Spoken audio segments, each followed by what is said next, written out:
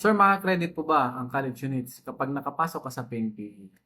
Medyo kakaiba nga yung academics sa PNP kumpara sa mga regular colleges. Sa PNP, hindi nakikredit yung mga subjects. Tulad ko, graduate ako ng AB Political Science.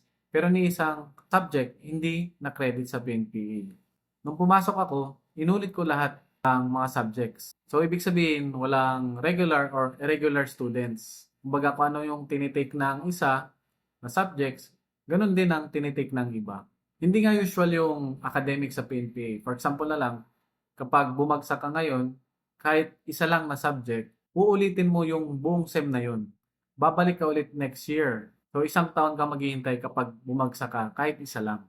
And then, pagbalik mo, iti-take mo ulit lahat ng subjects na yun, kahit na ipasa mo yun nung SEM na kung saan bumagsak ka na kahit isa lang. So yan, sana naintindihan nyo yung explanation ko and sana marami kayong natutunan. Maraming salamat.